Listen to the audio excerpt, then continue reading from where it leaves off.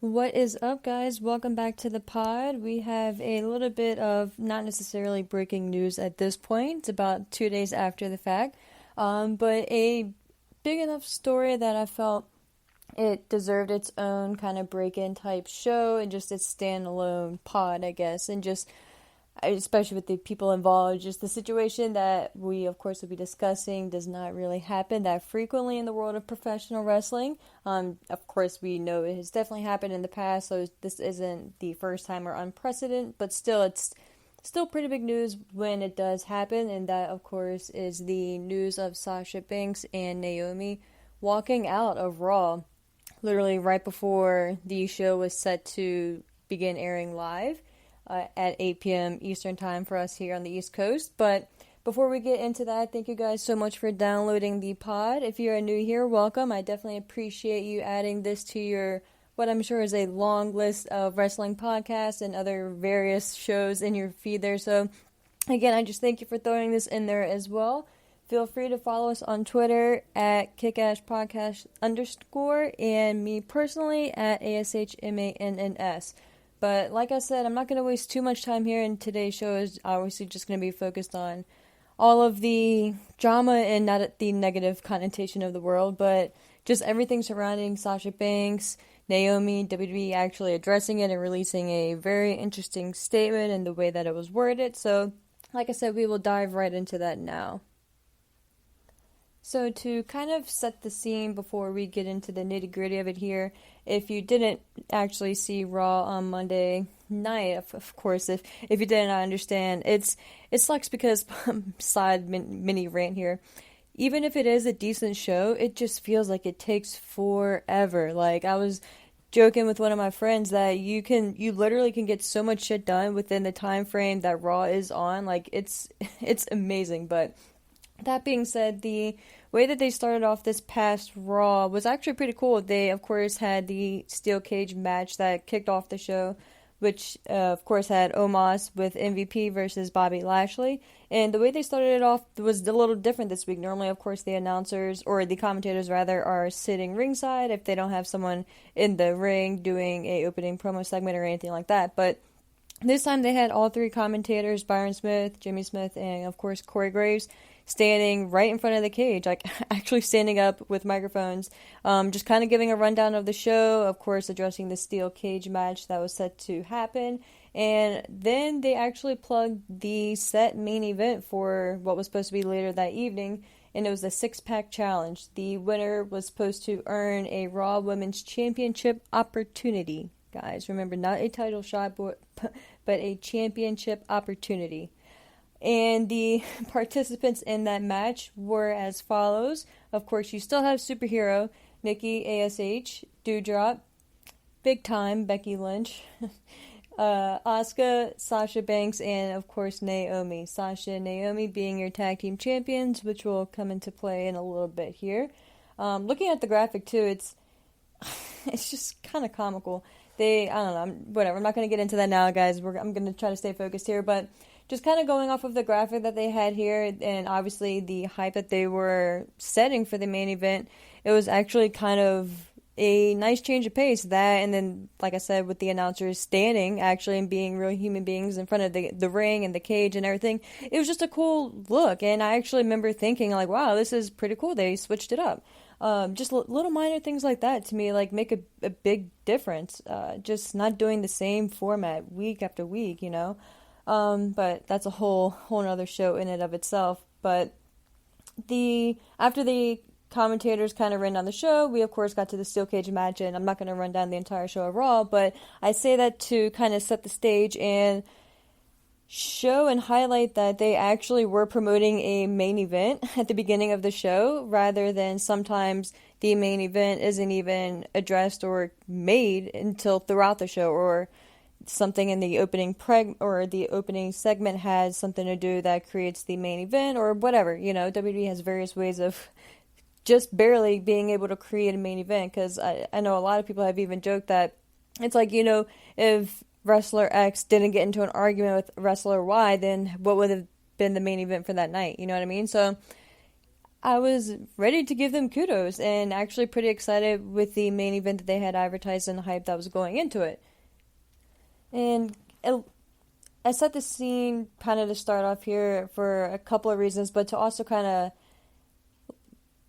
present the lay of the land in a sense, because right after it seems like they announced the main event for the show and the actual show kicked off and the steel cage, the opening match, actually started progressing, it feels like very soon after that, and I don't remember exactly when, but I remember it caught me off guard because, like I said, guys, you can get so much done during Raw. So I was doing various things so at my room, cooking, all that good stuff.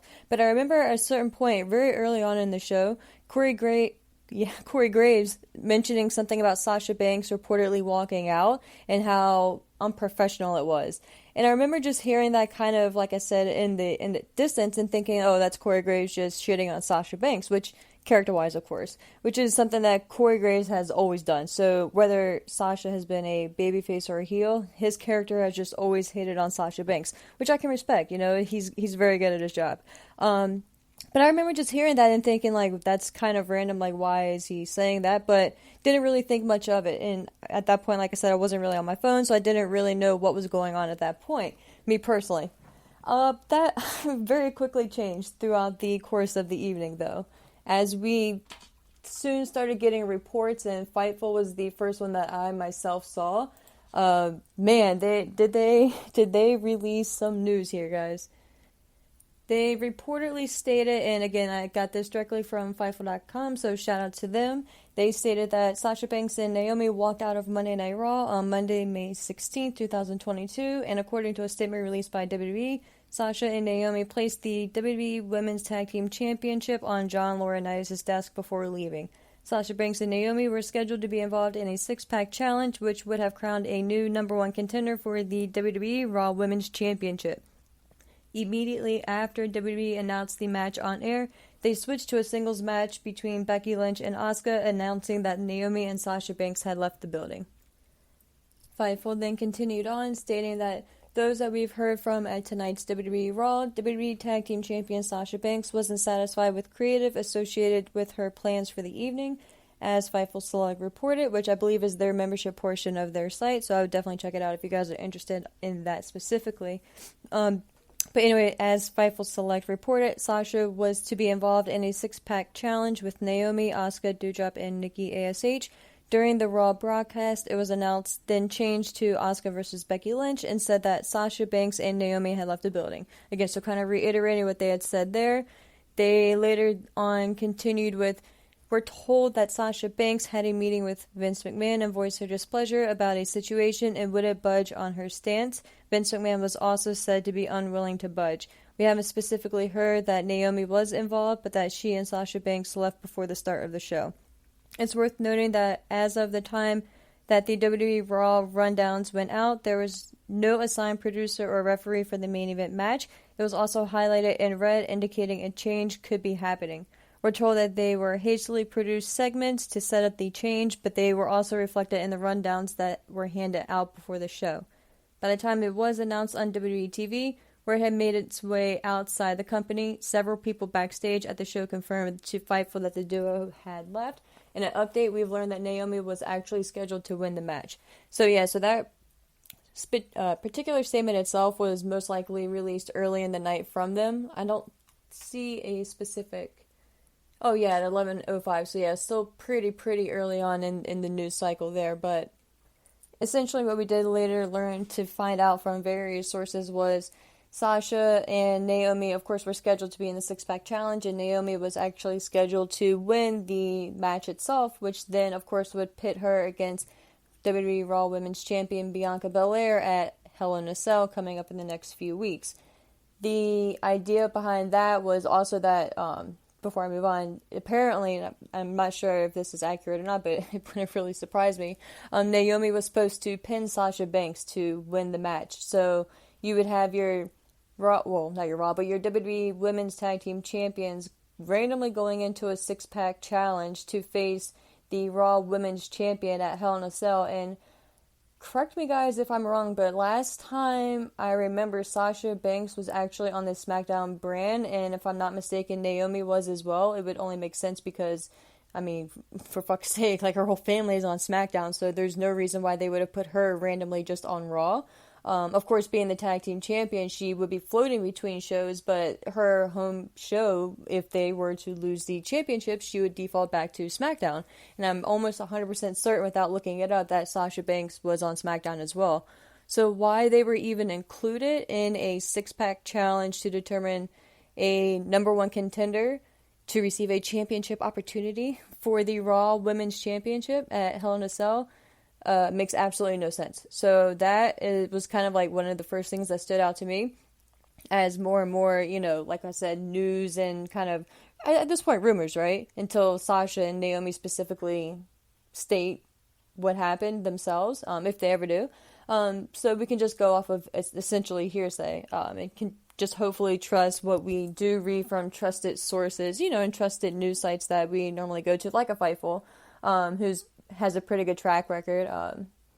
We can just kind of, go off of their word, but the fact that they even threw the tag team champions in that random six-pack challenge was just kind of weird to me. Anyway, so that, if I was Sasha Banks, especially if I was Sasha Banks, I would be kind of perplexed as well, at the very least. I'd be like, well, like, what the fuck? Like, why am I here on Raw? First of all, like, there's really no reason for me to be here with the match that you have me in. And oh, by the way, like, I'm the one that's going to take the pinfall loss. And by the way, that's to my tag team partner, who, by the way, is the fellow in the other half of the tag team champions, who, by the way, we aren't doing anything with, and we are champions in the company, so we should be valued, right? Like, even if you don't hold, you being WWE as a company, you don't hold much value in tag team champions or the tag team division or anything like that, then you shouldn't have those titles to begin with, right? Like,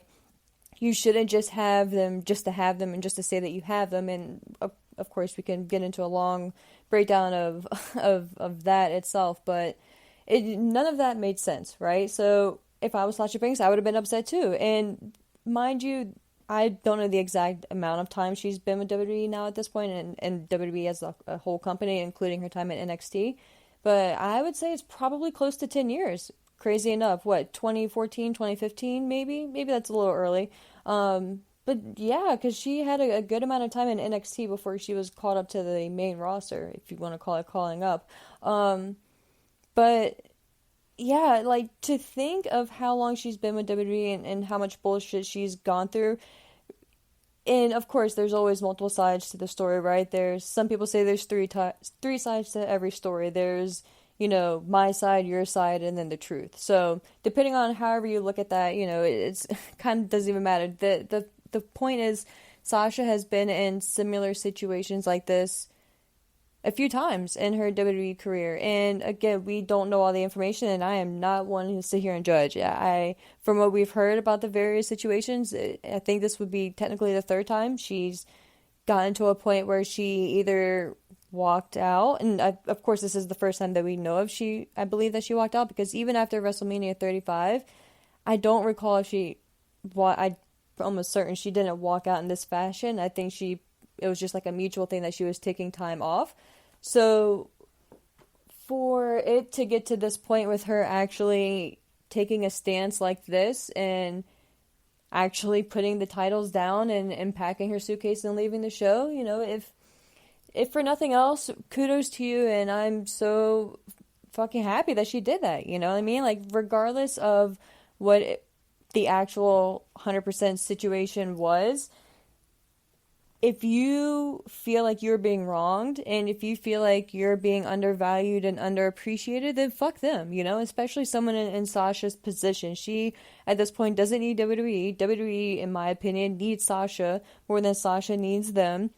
She has tasted Disney money, right? Now with being in The Mandalorian and of various other ventures that she has done, and she's really good at marketing herself and picking up side gigs. And if she didn't have the lack of better terms, the weight of WWE holding her down and preventing her, and her being Mercedes Renato, I think is her full name, her actual real name, with her being held down by WWE, she's preventing herself from various opportunities. Now, don't get me wrong, WWE is a huge, huge factor into how she even became a star, right? But I'm not going to sit here and say that she wouldn't get to certain opportunities, and she wouldn't have branched out into Hollywood without it. So, my opinion, Sasha Banks doesn't need WWE, especially at this point. I'm not saying, and look, I'm not sitting here saying that either of them are done completely with WWE, but it really wouldn't surprise me if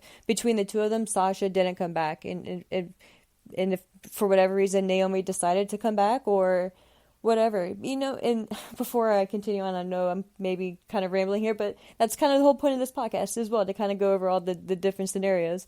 But with Naomi, it's a little bit different, right? Like, Naomi, no offense and not all due respect, Naomi wasn't on the star level as a Sasha Banks. Now, I say that just in star power sense, right? And name notoriety and things like that. I say that, but I say that as a big Naomi fan. I'm not going to say I was her number one fan or anything, but I've always been a big Naomi supporter, and I actually called, and I don't remember if it was my actual official prediction, but it was my number one hope, right? If it wasn't my official prediction, that Naomi would win the Royal Rumble this past year.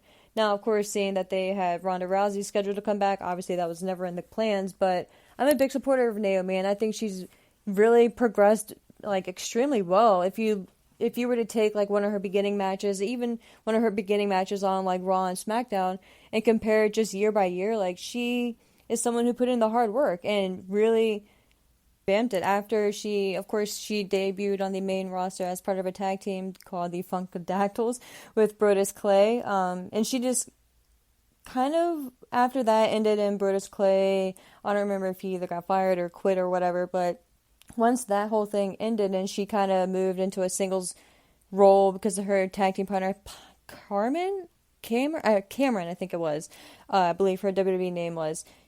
Once she again departed WWE for whatever reason, Naomi was just kind of left on her own and left to kind of build her own character and really take hold of her own individual career and see what she could do with it. And she really did, in my opinion. She, for a while, kind of stuck with not the same attire, but very similar attire to her Funkadactyls gear and things like that. And it was not too much of a variant from the original version of herself. But then, and I think it was even addressed on Total Divas back when they were still filming that show years ago, I think it was like on E! Or something like that. I caught a few episodes on the WWE network, like maybe 2 years ago.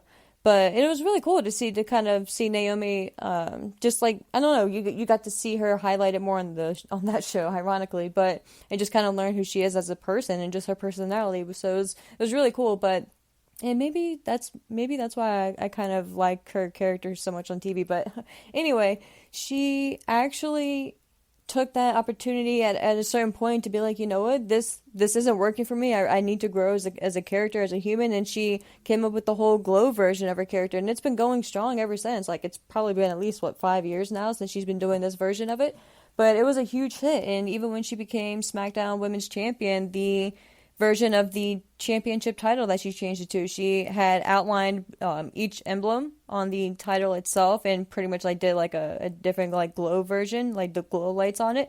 So when she made her entrance and the lights went out and everything like on her was shining, the title actually glowed as well. So it was very cool, very just different, and it was just really obviously it was just something that really stood out and just kind of made her different and made you remember her. So to see her growth, and I say that at that point, to see from then to where she is now, she now, of course, is married into the bloodline, She is married to, I believe, Jimmy Uso, who, of course, is part of the Usos, the bloodline faction, of course, related to Roman Reigns. If you're listening to this podcast, you obviously know that, but just feel like I had to say that at least once.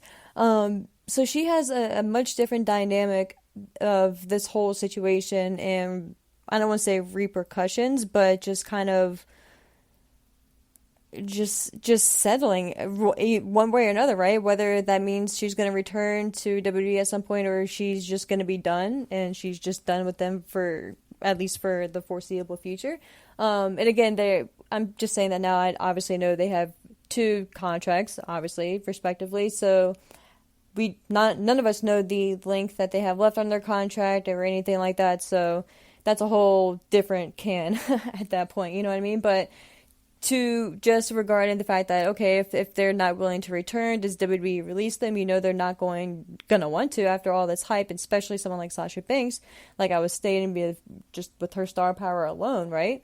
But Naomi, like I said, she's not addressed on TV, but she's in the Bloodlines family, like just call it as it is. So if Roman isn't happy by the situation, if he's pissed off by how WWE reacted and the statement that they released, which I promise you guys I'll get to in a second here, that could have interesting side effects, and just the whole thing could just get really messy really quick, depending on how severe and how heavy and how real all this is.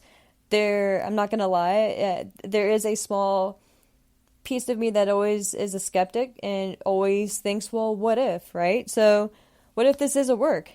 And what if this is a whole big scheme to revamp Sasha and Naomi, or to just revamp the company and make Sasha this just badass, not heel, not babyface, just this badass character who breaks the rules and shit like that, or just whatever. I don't necessarily think that, but I wouldn't rule it out, or not even go into that extreme, or I don't know.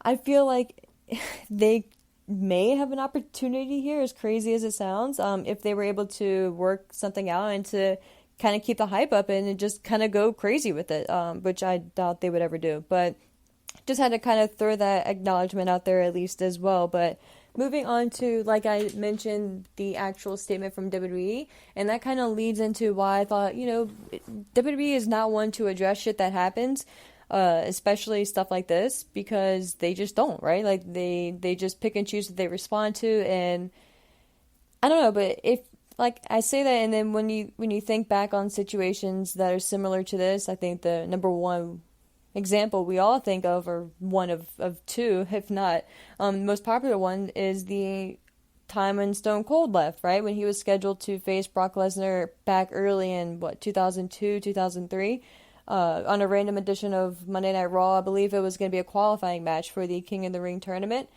And Brock Lesnar was still new on the scene, but he was pretty much tagged to be the next big thing already. Everyone had big plans for him, but there was no hype built into it. I think it was going to be in Atlanta, Georgia as well, if I'm not mistaken. Could be off on that, but I just feel like that's right.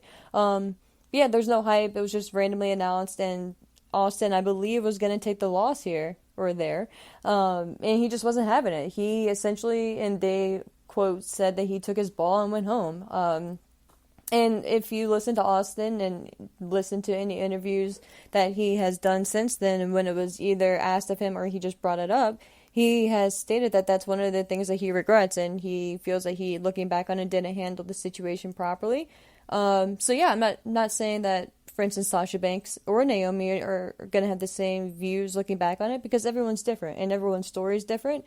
And just because something similar happened to one person doesn't mean it's even remotely the same as what happened to someone different. So, especially, like I said, with everything that, and all the bullshit that Sasha has gone through already, and we don't know what Naomi has gone through backstage, right? We don't know if she's dealt with even a third of the bullshit Sasha has supposedly dealt with, and I personally believe she probably has, in my opinion, or not. So again, there's just a lot of various factors and just different things that we get into. But WWE's statement, which is still just kind of like, and you guys, if you haven't read it or heard it yet, there's some of the words in a certain statement in here just really just kind of made me just think, like, what the fuck? Like, is this real? Like, are they actually stating this? So I actually went to WWE.com myself to see if this was a real thing, and sure enough, it is. They said it's tagged, like, in, like, the hot news or whatever, trending news or whatever section, right on the home page. It's, like, like, towards the right of the screen, if I'm not mistaken. So if you guys want to actually see the real listing yourself, I would definitely go and kind of check it out. But I will read it here now for you guys if you are unable to go check it out yourself. All right, and the quote, this is exactly from WWE, and quote, when Sasha Banks and Naomi arrived at the arena this afternoon, they were informed of their participation in the main event of tonight's Monday Night Raw. During the broadcast, they walked into WWE Head of Talent Relations John Laurinaitis' office with their suitcases in hand, placed their tag team championship belts, wow, on his desk and walked out. They claimed they weren't respected enough as tag team champions, and even though they had 8 hours to rehearse and construct their match, they claimed they were uncomfortable in the ring with two of their opponents, even though they had matches with those individuals in the past with no consequence. Monday Night Raw is a scripted live TV show whose characters are expected to perform the requirements of their contract. We regret we were unable to deliver as advertised tonight's main event, unquote. Forgive me, guys, like that last line, I just couldn't hold it in. I can't fucking tell you how many times WWE has advertised something, literally, we'll take, what was it, this past SummerSlam or the SummerSlam of a year before, when Sasha Banks was supposed to be on the show, and they advertised it literally to this past, that's when Becky returned. They advertised Sasha was going to be there, no indication whatsoever that anything had changed, and literally, instead of having Sasha Banks make her way to the ring, they had Becky Lynch instead. So, forgive me if I don't take there. We regret we were unable to deliver as advertised tonight's main event. That statement for anything other than laughing material. Because, like, yes, I believe, and shit happens. I get that, right? But I say that, and thinking back, it's so ironic that that has something to do with Sasha as well. But anyway, the fact that they just had to throw that in there. It's just like me as a semi-petty person myself. I feel like that was just like another little jab, right? Like, I can't say that I haven't said just irrelevant shit when I didn't need to, right? Just to kind of stick it to you, or just, just to kind of put a little icing on the top. So that is my perspective on that last line in particular. But the other things that stood out to me, of course, was tag team championship belts, because they don't have belts. Belts are what hold up your pants, right, guys? They have titles. So I don't know who typed this up, but the fact that they put belts, I'm sure they're no longer here today. And then they went on to state that even though they had 8 hours to rehearse and construct their match, I'm sorry, and of course, guys, I obviously know, right? We all know, but if you're reading this as a casual fan, or like, you're like, damn, like, you guys get to the arena and have that long to practice a match, like, you even practice a match, like, it just kills whatever kayfabe is left, right? So, and I hate even using that word, but sometimes you just kind of have to, right? But it's just, that was another reason why that little piece of me, right, earlier, who I said that this could be a work. This statement and just certain things that they said and that declaration right there, they had 8 hours to rehearse and construct their match. It just is very telling to me. Like, it's just something that WWE obviously doesn't address, especially making an actual statement and something over this, right? Like, they've had bullshit happen in the past and just various things that have changed the course of the remaining parts of the show or what they had originally advertised, and they have countless times just not addressed it. So the fact that they addressed it was just very shocking to me, to be honest with you guys. But I don't know. Let me know what you guys think as well. Like I said earlier, on Twitter at ASHMANNS, or via the Twitter page for the show at @kickashpodcast_. The statement itself just really, really kind of took me aside, but to continue on here and not keep you guys too long, but like I said, there was a lot that kind of unfolded, and that was another reason why I kind of wanted to give it a full day to kind of let things fall into play and to kind of just kind of see how things just played out, like I said, and to see what more information we would kind of gather here. It's just kind of incredible that social media is just an amazing thing, and how quickly news travels, and if you really just sit down and think about it, like, life is kind of crazy, and just the ability that we have to just access all of this information that the majority of the shit we don't even really need to know, right? If you really think about it. But one of the factors, or not factors rather, but one of the reports that I read that was rather interesting was from Jimmy Smith, which we know is the lead commentator on Monday Night Raw. He has, I think he does a show on Sirius XM. I'll see if I can pull it up here. But yeah, he does. It's called Unlocking the Cage, and it looks like a podcast. I'm not sure if he originally airs it on Sirius XM or if it is just a straight podcast, but I have the transcription here, and again, shout out to Fightful for the transcription itself.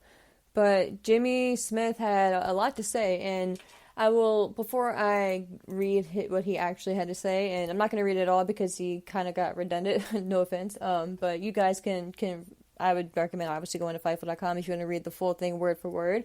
But a couple times, and without actually listening to it, I don't know if he later corrected himself, but a couple times rather, throughout his speech, he states that it was a 6-woman tag team match, which is not the case. It was a 6-pack challenge, and it was every woman for herself. It was not a tag team match. He was correct with the 6-woman match part, but tag team it was not. So I just kind of say that because I don't want to confuse you guys, but I'm not going to change any part of the quote. So just keep in mind, anywhere I see 6-woman tag match, he meant the 6-pack women's actual challenge.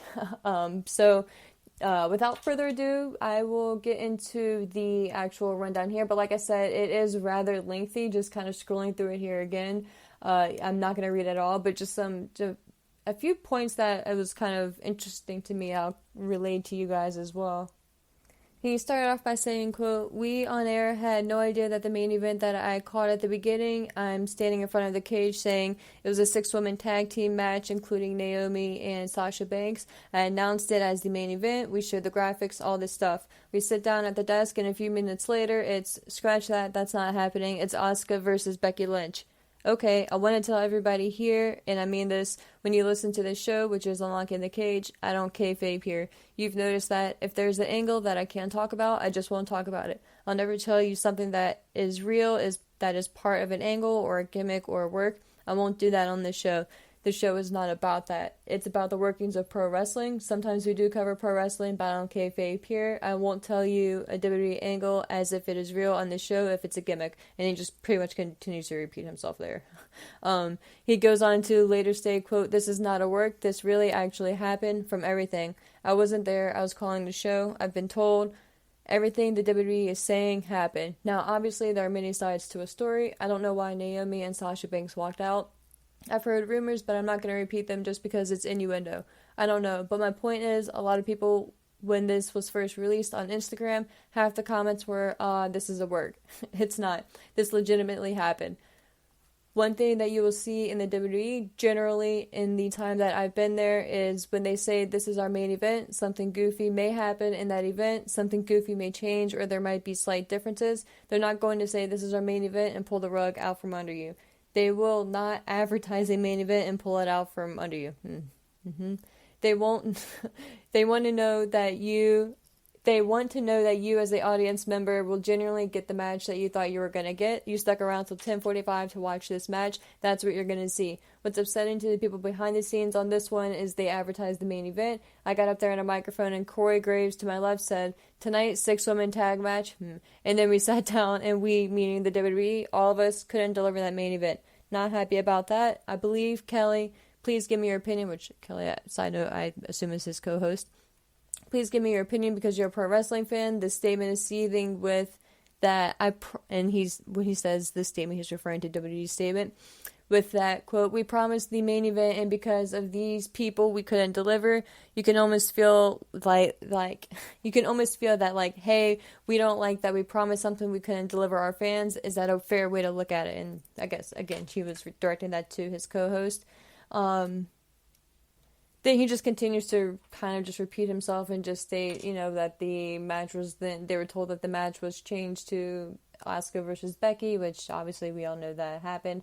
But he did go on to kind of ended up with saying, quote, So as we're dealing with all these changes, Corey Graves mentioned them leaving the building multiple times during the show. Sasha Banks and Naomi summarily and unprofessionally walked out. Graves said that over and over and over. Side note, which is what I was mentioning earlier that I heard in passing. And then he goes on to say, quote, I thought at the time, remember, I don't know what's going on until the show's over. I thought he was just doing heel stuff, basically. I thought Corey was just burying them because that's what he does to babyfaces, right? No, no, no. They knew something was wrong, and it was once again getting that story out. Why they left? I don't know. But I'm telling you from a broadcast perspective, we had no idea this was going to happen. Once it did, it created a lot of problems that I thought our producers dealt with extremely well, but it created a lot of problems. And then he just continued to go on and just address the statement a little bit more, but he kind of just repeated himself at that point. But like I said, definitely check out on Fightful.com if you want to read his entire synopsis of what happened. But it's interesting just to get his point of view, and of course he most likely is going to take WWE's side, right? Not saying... I mean, and kind of looking back on it, he really didn't really say much. Just that he didn't really know what was happening, and that's probably it, right? But it's cool that he at least addressed it, so kudos to him for that. But until we really know, and the final point before I kind of wrap it up here, the other part of that, the narrative, right, with Sasha and Naomi apparently not wanting to be a part of the match because they were uncomfortable with two of the individuals in the match.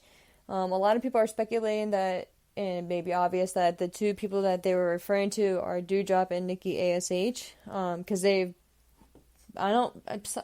Sasha, of course, had been in the ring with Becky Lynch and Asuka numerous times, and Naomi as well, so I'm not going to sit here and just blatantly say, oh yeah, they're talking about Doudrop and Nikki ASH, and they're doing it or they're saying this because of X, Y, and Z, because I don't really know. And a lot of people are saying that, and I think that was kind of the perception that WWE was kind of addressing as well with how they view it, saying that they were kind of stating that they were uncomfortable even though they had all that time to rehearse, and it's people that they have been in the ring with prior and had no consequences, which obviously means they hadn't obviously gotten hurt with the people who they've been in the ring with in the past. So that's a very sensitive and tricky situation, you know. If that is true, then you can't put people's lives in jeopardy, you know. I'm not going to sit here and say, oh yeah, it's obvious it's Doudrop or Nikki ASH or Becky or anything like that, because we haven't heard anything grotesque coming out about any of the individuals in that match. And, you know, and I say that, and just because we haven't heard it obviously doesn't mean that it's not true. It could be something that's well known in the back and we just don't know, but I don't know, and I don't know if they were just they being Sasha and Naomi, a lot, you know, one side of it is that maybe they were just going with that angle to use that as a way to get out of their contract, right? They shouldn't be forced to work in an unsafe working environment, so I don't know, like I said, that can kind of get a little sensitive and a little tricky, especially if you make claims like that, then your contract can come into play, just if you're trying to use that as a way to get out, so... And again, that's just a whole nother set of speculation and just another kind of rumor that's out there as well. And I don't necessarily believe that part, and I'm just kind of, me personally, guys, I'm just going to leave that part of it alone until we, like I said, get something more concrete from either of these two ladies. But I'm going to wrap it up by saying that regardless of the truth, you know, I think if you have been in a job... in any job, right? Like, it doesn't even have to be as a professional wrestler, but if you've dealt with bullshit time after time after time and you feel you're being underappreciated or not valued, you're going to get to a certain point, or with anything like that, you're just going to get fed up and you're not going to be able to take it anymore. And you're going to just say, you know, fuck this. Like, here's my title. Here, I'm taking my suitcase and I'm flying the fuck home, you know? So, shout out and kudos to them for...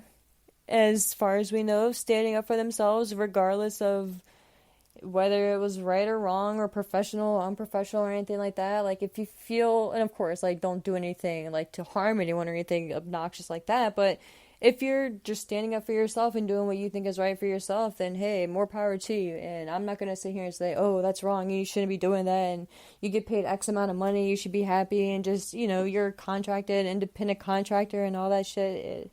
That's not my place. I am more of a how you feel, what makes you happy, do you have a peace of mind at night when you go home, and just stuff like that. So I don't know. That's just kind of my opinion on everything, all the news that we have so far. Like I said, I will jump in for another show if anything else major happens, but if not, I'll definitely be talking to you guys this weekend and kind of doing another weekend review. And of course, I'm sure we'll get a little bit more information at between now and this weekend. But if anything major drops, I will definitely be chatting with you guys sooner. But like I said earlier, thank you guys so much for listening to the show, and I hope you guys have a fantastic night.